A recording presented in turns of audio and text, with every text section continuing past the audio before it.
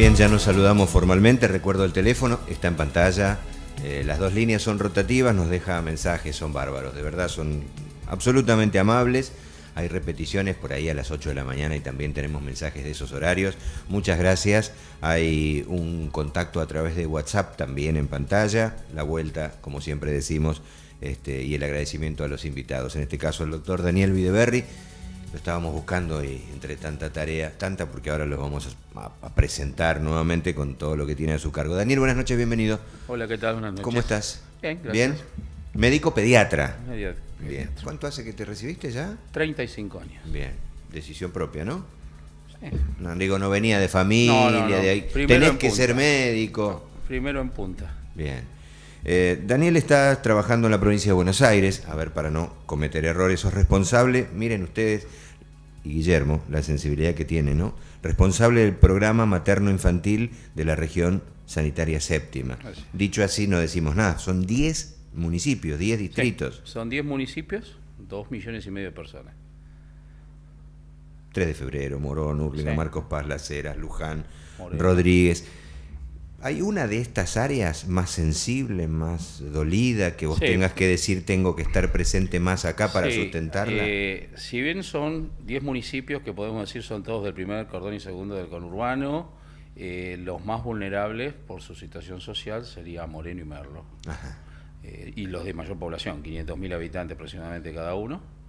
Comparado, por ejemplo, decís 3 de febrero y Morón tiene 300.000 habitantes, 70% de cobertura de obra social, y Moreno tiene 70% sin cobertura.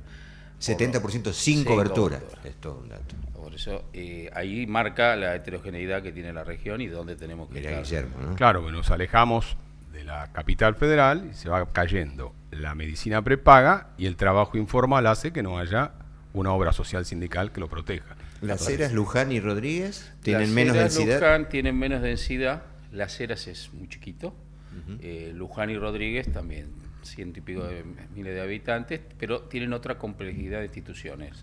Luján tiene su hospital municipal y tiene 2 o 3 instituciones privadas, Rodríguez tiene el hospital provincial y uno nacional en Somers, y si vamos acercándonos cambia la complejidad porque, para que te des una idea, Moreno tiene un solo hospital y 2 instituciones privadas, Clínica Corta, Clínica Moreno, de los cuales el resto de la gente no tiene instituciones de acceso. O sea, indefectiblemente tienen que ir a partidos vecinos, no hay otra alternativa. Claro, fíjate la contrapartida que sería Morón, 300.000 habitantes, un hospital nacional de Posadas, Sí, claro. subprovincial AED, municipal y instituciones privadas en la zona de Morón tenés.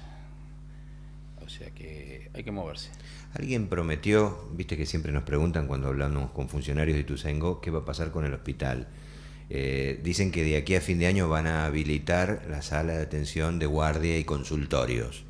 Sí, la habilitación. Este es el compromiso que habría, Sí, a yo ver, estuve entre hablando comillas, supuestamente. ¿Tenés algún dato el más? secretario de Salud de Ituzaingó, el doctor Macarón y otros más, y les prometieron que a fin de año el hospital estaría abriendo esto, va abriendo por etapas, Bien. como ocurre en los hospitales, guardia abierta, es decir, sin internación, y a medida que va pasando el tiempo el hospital no se puede poner en marcha todo junto, son muchas cosas, entonces se va a ir abriendo paulatinamente. Esa es la propuesta que incluso creo que le dieron al intendente ya. Perdón, un hospital muy grande y muy necesario para la Solo zona, no ¿no? tiene. Ese es Recordemos el cuando único han- partido conurbano que tiene hospital. Recordemos que han estado acá jubilados de la zona y reclaman que no tienen un centro de atención No, de Ituzaingó segundo no y tiene tercer ningún nivel. hospital más que el Campi, que es el viejo hospital de Ituzaingó, que dependía del municipio de Morón. Conocido por los vecinos como el Hospitalito, porque El en hospital, realidad es no, una sala ampliada. Es un centro de atención médica primaria Exacto. de mayor complejidad, un Campi. Por ¿Y eso dónde van? Al Posadas, que es lo más práctico por la cercanía a sí, autopista. por la cercanía, la autopista y a veces las internaciones que incluso se manejan de región, se trata de manejarse con el héroe de Malvinas por proximidad, que es el de Merlo, como para darle también a la gente una posibilidad más cerca de su domicilio. Si no, a veces las derivaciones salen al interior de la provincia de Buenos Aires también.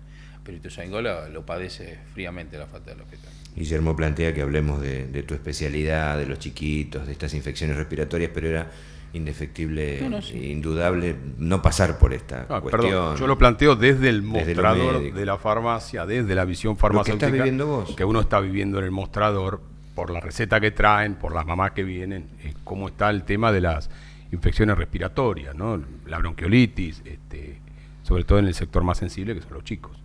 ¿Cómo está, Daniel? Sí, casualmente nosotros desde la región nos juntamos una vez por mes, 25 días, con todos los referentes del programa materno-infantil de cada municipio. Hoy tuvimos una reunión en Morón, casualmente haciendo una evaluación y estado de situación. Si bien no llegamos al punto rojo, digamos, del pico, este año se atrasó un poco la presencia del virus sincicial respiratorio, que es el prototipo de la bronquiolitis. El año pasado, ya desde mayo, veníamos con casos. Este año, o por el clima más benévolo, o por el foco epidemiológico, digamos, que a veces vira, está el caso avanzado, pero está bajo control todavía. Porque realmente ocurre a veces un pico brusco de frío y la población más vulnerable, que es la infantil, es la que más repercute, pero se está trabajando. El clima tiene que ver, ¿no? También esto que no Sí, se asienta un tiempo claro, determinado. Al ser tan variable el momento de los climas, un día de humedad, de calor de 25 grados para mañana y la semana pasada el lunes hacía 2 grados, eso altera un poco el equilibrio ecológico, digamos, de los virus y de las bacterias. Y los ambientes con mayor humedad, la calefacción mal, el hacinamiento, todos esos factores sociales incrementan en esta época. Desde una región en la provincia, ¿se puede administrar todos estos distritos para brindar, por ejemplo, en esta afección, sí, respuestas a todo? Sí, a veces las respuestas no son, digamos, ideales y completas, pero por eso la región es, digamos, como un organismo descentralizado del ministerio, haciendo foco en esta área. Hay varias regiones, en total son 2 en toda la provincia, en donde nosotros coordinamos los distintos programas nacionales y provinciales para ponernos casualmente en territorio. Entonces trabajamos codo a codo con las diferentes secretarías de salud, y con algunas más, con otras menos, de acuerdo a las posibilidades y a la necesidad y vulnerabilidad de cada municipio. Estás en un área muy sensible, trabajas con chiquitos, ¿no? Sí. Se, O sea, la población infantil es totalmente... A ver, todos somos personas, todos, pero yo creo que los dos extremos de la vida, niños y adultos, es lo que más nos sensibiliza, y los chicos más, porque más ni menos el dolor, la angustia, las enfermedades de los chiquitos nos sensibilizan mucho más. ¿Te permite mucha impotencia esta posibilidad de que a veces porque a veces no hay tiempos y la respuesta tarda en llegar, ¿no? Sí, o sea, las respuestas existen, a veces no en los tiempos que uno necesita, sobre todo derivaciones, internaciones, y a veces también, cuando uno dice la educación de salud, a veces llegan chicos que vos decís no pueden llegar en este estado a una guardia, a veces por desconocimiento de la familia, pocas pautas de alarma, a veces estas cosas ocurren, en las sociedades pasa así. Bueno, ahí es donde nosotros siempre estamos hablando de educar para la salud, ir a buscar la salud antes que se pierda. Siempre digo, ponemos a disposición toda la farmacia de la provincia de Buenos Aires, que son 4.000. Cada vez que tengo oportunidad de hablar con los secretarios de salud, estamos dispuestos a poner los folletos que sea, que el farmacéutico no sea solo aquel que entrega el medicamento con la información, sino que la farmacia, que hay cada 3 cuadras hay una, que se convierta en un lugar donde ciertas cosas, donde le informen a la gente si tiene la oportunidad de tener que calefaccionarse con un medio no del todo adecuado. Hoy todavía se tiene que usar el carbón, que no debería, bueno, prenderlo afuera, dejar siempre una ventilación, ese tipo de educación. Y como la otra vez veíamos en la reunión que hicieron en Ituzaingó con los promotores de salud, que le aconsejan a la mamá, no espere, si ve que el nene se le hunde el pecho, si ve que hay una sibilancia, que acudan rápidamente, para no llegar a la guardia con un caso extremo, que fue el hecho de no estar advertido correctamente. Yo siempre digo, por el Estado, porque el Estado tiene que estar en función de atender al más débil. Entonces, si yo sé cómo tengo que tratar a mi hijo, no importa que el Estado siga advirtiéndolo, porque todos no están al tanto. Esta es otra cosa que yo le digo a los alumnos, nunca hay que dar nada por sabido. Entonces, yo creo que hay que hacer más campañas. Todos sabemos que hay que dejar abierta la ventana si nos estamos calefaccionando con carbón o a combustión. Se supone que sí, pero bueno, hay que repetirlo. Esa es la parte que yo creo que las farmacias tenemos que ser agentes de salud de esa forma, llevando la información. Nosotros no estamos ni para diagnosticar ni para curar, entregamos la medicación con la información correcta, pero sí podemos ser agentes de salud desde ese lado. Claro, pero ese mostrador es lo primero en sensibilidad, cuando vos decís, mire... Y es donde van más seguido, porque van a buscar hoy una cosa, mañana otra, o pasan, o se pesan, o se controlan la presión y comentan. Tengo al nene que hace unos días que no quiere comer, bueno, anda a la salita. Llegamos a muchos distritos. ¿Habrá alguien que se puede estar preguntando, todavía hay gente que se calefacciona a carbón? Sí, por supuesto.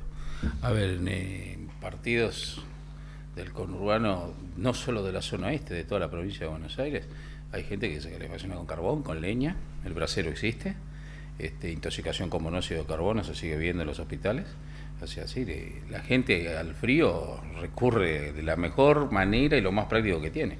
Antes del corte, y esa intoxicación es la silente, ¿no? La que Claro, o sea, es como te cuando marca nada. uno Guillermo dice... decía, dejemos abierta una ventana, una puerta, un rincón, algo, un aire, que cambie, es suficiente. Con que haya una pequeña ventilación que pueda oxigenar el ambiente es suficiente, porque el monóxido de carbono compite con el oxígeno. Entonces, es producto del consumo de oxígeno ese monóxido de carbono. Entonces la gente termina asfixiada y es la muerte silenciosa, no da ninguna advertencia, te vas quedando dormido, nada más. Qué bárbaro. Esa es la indicación.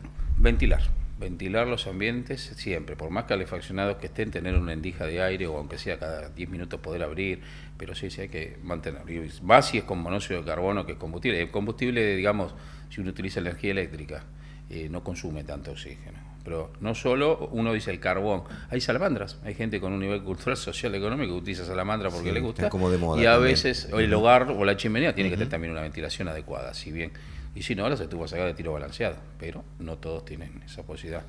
Esa prender el carbón queda toda la noche en algunos casos. Y en ¿no? algunos O casos hasta que queda se la consume, brasa hasta que se la brasa consume. hasta que se Sí, consume. sí, sí. Charlamos un poco de la región sanitaria séptima, donde llegaba la forma de calefacción. Hablamos de los más débiles, los que más necesitan, las urgencias, cómo atiende y cómo dispone la salud de la provincia.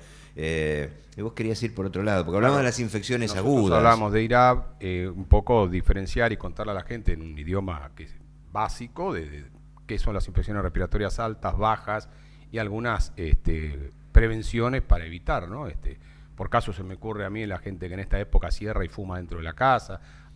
Contarnos un poquito de eso, qué son las infecciones respiratorias altas y bajas y cómo pueden prevenirse esos cuadros. Sí, casualmente en muchos medios y la parte que nosotros manejamos en salud, que es promoción y educación para la salud, la folletería y todo, casualmente se entregan eso, que son la diferencia entre infecciones respiratorias altas y bajas. Altas son todas aquellas infecciones respiratorias por encima de la tráquea, todas las otitis, faringitis, rinitis, o sea, el resfrío común, los mocos, la tos, esos catarros de vías aéreas superiores que uno dice, que podríamos decir la clásica del otorrino, nariz, oído y garganta. Esas serían las infecciones clásicas, ese resfrío, el estornudo que empieza con molestia, picazón de garganta. Ahora, cuando hablamos de bajas, es ya de las vías respiratorias internas pulmonares, es decir, de tráquea hacia abajo, donde empieza con bronquios más chicos, y ahí sí es más complicado, porque ahí tenemos desde las bronquitis clásicas, las bronquiolitis, que son las más comunes en chicos, neumonías, derrames pleurales, todas las patologías que sí requieren un poquito más de intervención, digamos, médica y que requieren mayor atención. Quizás todos hemos tenido y tuvimos resfríos. A veces el resfrío es, como se dice, 7 días de tratamiento o 7 días de espera. Son procesos que hay que tenerle la debida atención de que no se compliquen, sobre todo en chicos y en personas adultas o con algunas patologías de base. Resfrío puede terminar en una neumonía, una otitis puede terminar en una meningitis. Por eso hay que estar atento a los procesos respiratorios, que es la patología más común siempre de la medicina. Y en esta época invernal, por el frío que debilita las mucosas y los anticuerpos de cada uno, entonces recrudecen más. Pero como así de consejos, es evitar en estas épocas el hacinamiento, evitar los cambios bruscos de temperatura, la utilización de ropa adecuada, una alimentación adecuada. Y decimos adecuada dentro de las posibilidades de cada uno. A ver, es lógico, el caldo es una alimentación más saludable en verano que en invierno, pero bueno, todo lo que sea esos cuidados que desde la abuela y nos decían lavarse las manos, como estornudar, tapate la boca, o sea, la expansión de los virus es de contacto de humano a humano. Algunos tipos de virus son por contaminación, entonces el lavado frecuente de manos, el cuidado de higiene de los elementos de los chicos, si se utilizan algún tipo de nebulizadores, máscaras, esas higienes hay que tenerlas. Y la ventilación siempre del ambiente donde uno está. Uno calefacciona, tose, quedan los gérmenes de uno, de otro, entonces por lo menos una vez al día hacer una buena ventilación del ambiente. Si ya son con patología previa, evitar sacudir, porque elevamos más, si no bien pasar un trapo húmedo, y evitar todos los... Estás echando por tierra todo lo que hace el ama de casa, que va y sacude. Lo ideal sería que sacude la frazada todo en el patio. Claro. Y no adentro de la casa. Da vuelta el Fumar, mismo. como decíamos, terrible. Fumar es contaminar el ambiente y a su vez el fumador pasivo sufre peor que casi el fumador activo. El fumador pasivo se aspira el humo y todo lo que va quedando en el resto del ambiente. Ha habido un cambio en eso. Me da Sí, la sensación. gracias en a reuniones Dios, donde sí. uno va o en lugares cerrados, sale al por balcón, suerte, anda al fondo, en sale la mayoría afuera. de los lugares está prohibido fumar, prohibido fumar, prohibido fumar. O sea, hay digamos, un cambio cultural de la gente de que el cigarrillo afecta bastante. En esos folletos o en ese camino de educar a la gente, también por ahí merece el espacio de la tele que lo hagamos. ¿Juega tanto el tiempo? Digo, en las infecciones altas o en las bajas, siempre es importante la consulta previa, aunque Lógico. parezca pequeña, diminuta, Sí. que no comprometa Claro, pulmones. cualquier tipo de patología, si podemos pensar en patologías respiratorias, virales, todas empiezan con dolor de cabeza, tos, moco y resfrío. Ahora, ese tos, ese moco, ese resfrío, si tu organismo y el germen que actúan, uno de los dos compite, el proceso cede, si gana el cuerpo. Si el cuerpo va perdiendo, el proceso puede seguir avanzando y terminar hasta en un cuadro de neumonía.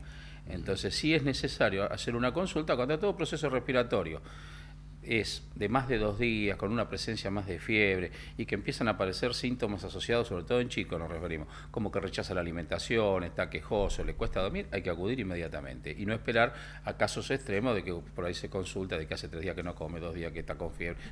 Ir viendo, no hay nada mejor que la mamá o quien está a cargo del chico, que es el que conoce al nene. Porque uno lo ve 15, 20 minutos y ve y resuelve. Pero la mamá es la que viene y dice, hace unos días que lo veo muy decaído, no come, rechaza la alimentación, no puede dormir. Entonces, todas esas pautas de alarmas que son las que uno le pone, porque si vamos a esperar que te violeta, como dicen algunos, que venga con mucha dificultad respiratoria, venimos un poquito tarde. ¿En la farmacia te pasa que consultan Sí, lo que pasa a veces con en la la antelación farmacia... necesaria o van directamente a decir a pedirte el medicamento tal? Claro, primero el error que tratan de automedicarse y a veces que uno los entiende pero no se puede justificar, que dicen, no, es que no puedo ir a la salita porque hay mucha gente, o Claro. como vengo de trabajar, todos salen de trabajar en horarios parecidos, se junta mucha gente y hay veces hay que decirle, bueno, yo no soy quien para decírtelo, pero no dejes de ir.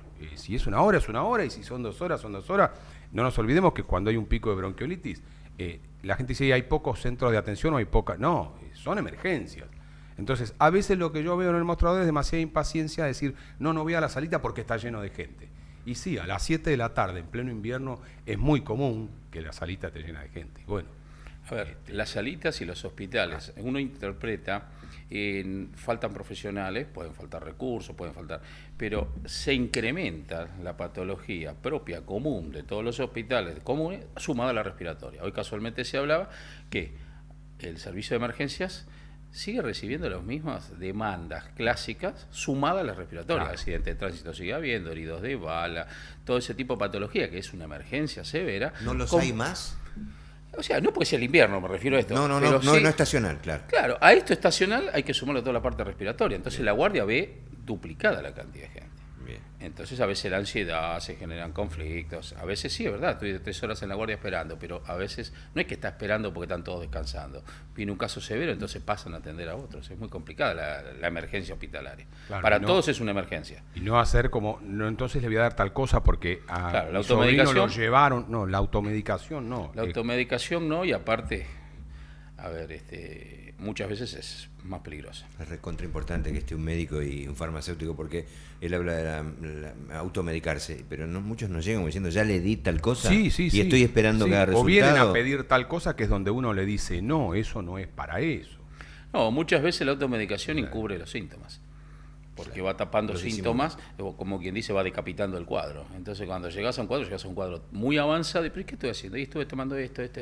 Entonces, ¿cómo? Claro, es como las gotas en los oídos. El otorrino tengo entendido que quiere ver el oído limpio, sin, Sí, sin- no es que te va a sin dar nada. directamente. Entonces, Claro, eso- la gente se pone de todo y Eso después es va muy al típico. otorrino. Muy Claro. típico. Vas a mirar el oído y ves toda la gota, no ves nada.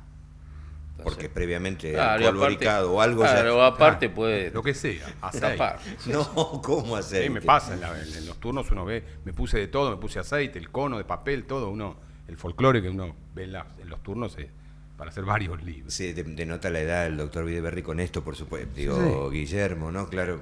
Le faltó Yo el- también me acuerdo con le los faltó el papel que se azufre. prendía y hacía la pequeña impresión, ya me curé. Claro, o el azufre No en el- saben de en la qué hablamos, columna. habría que mostrarlo. La respuesta, pienso en lo privado y pienso en lo estatal, ¿no? Entonces, a la hora de tener que derivar a alguien o hospitalizar a una criatura, ¿tenés respuesta inmediata? ¿Y aquel que tiene una medicina prepaga? A ver, ¿La respuesta es igual? Porque no sé si hoy es igual. A ver, yo te diría, en algunos casos sí, en otros no. Hoy casualmente estábamos comentando esto de que el Estado sigue siendo responsable de la salud de la población, tenga o no tenga obra social. Porque podés tener la mejor obra social de cartera que quieras, de propaganda. Lo mismo, puedes tener lo más cercano posible que tenés es el hospital o alguna sala. Y ante una emergencia severa, desde el accidente de tránsito a una herida cortante, buscas la guardia más rápida que encontrás. El hospital te va a solucionar el problema. Y después, si te tiene que derivar, te va a derivar a la obra social que te corresponde. Mientras tanto, estás en las primeras atenciones en un hospital público. Que a veces la gente dice, el hospital público no voy. Está bien, si tenés la suerte de no tener un accidente en ruta, todo no viene la obra social del pajarito a buscarte con todo. No, te llevan después. Te llevan después te derivan. Ahora, muchas veces ocurre, y esto que a veces la gente, y no lo tomen mal quien tiene las obras sociales, que vos pedís desde el hospital a esa obra social la derivación.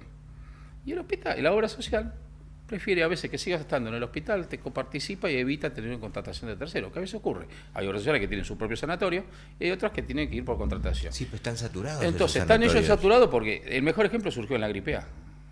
La respuesta de la gripe A en todo el país la dio el Estado, por mejor obra social que tenías, porque las respuestas eran en el Estado. A ver, la obra social puede estar muy bien, pero no tiene incluso la capacidad operativa de poder darle respuesta a todos sus afiliados todos juntos. Y de hecho, muchísimos hospitales, por eso a veces se solicita el documento, que no es discriminatorio, sino que bueno, podés facturarle directamente al hospital, claro, a la obra social correspondiente. Una obra social, sanatorio conocido, un sábado a la noche, 2 horas en una guardia para adultos. Sí, no era urgente, era una consulta, 2 horas. Sí, cuando uno imagina, bueno, hoy te atienden pronto. Si vos buscas confort, y probablemente lo tengas en el mejor sanatorio, la obra social. Hotelería, como le dicen. Hotelería, confort y calidad, pero la parte de la salud a veces el profesional en una guardia de un hospital tiene el jefe unos años mucho más de experiencia de lo que puede tener en un sanatorio, pero dan respuesta, pero no piense la gente que con su obra social está totalmente cubierto a veces. Estaba pensando en PAMI. Bueno, pero PAMI es un ejemplo. Lo vamos, claro. Él está en el otro extremo, ¿no? Pero PAMI está atravesando una situación, yo siempre que hablo anticipalo de PAMI, para el otro programa, anticipalo, sí, claro. Y hoy PAMI en el tema de los medicamentos ha hecho un impasse a esto que parecía que venía a ser un desastre. Y hasta octubre estamos trabajando con el contrato viejo, digamos. Es decir, hay recortes en los medicamentos sin cargo, pero hay que llevarle tranquilidad a la gente que si bien están trabajando y discutiendo, no va a ser a fin del mes de junio la finalización del convenio como se había instalado. ¿Y por qué octubre? ¿Que es post-elecciones? Pregunto no sé, ingenuamente. Yo soy farmacéutico, no me dedico a la política, pero creo que serán los meses que necesitan para tener más tranquilidad para discutirlo. Farmacéutico dijo, usted farmacéutico está mirando y tiene que determinar quién quiere que esté en la provincia de Buenos Aires, y Guillermo integra una de las listas. Exactamente, la lista 4. La lista número 4, por favor, préstele atención, es el mismo doctor que está en la tele hace tantos años en un buen nicho televisivo. Me hago cargo de lo que digo, que se llama Visión Farmacéutica y que ofrece estos espacios. Doctor, un placer enorme, de verdad. Bueno. Es un gusto escucharte. Me quedan muchísimas preguntas para indagar en lo que tiene que ver con la atención primaria. Es fundamental. Aquí o en otros espacios de salud vamos a convocarte. Perfecto. Total, mucha tarea no tenés, Alfredo. Son 10 distritos y algún que otro niño atendido en algún lugar, ¿no?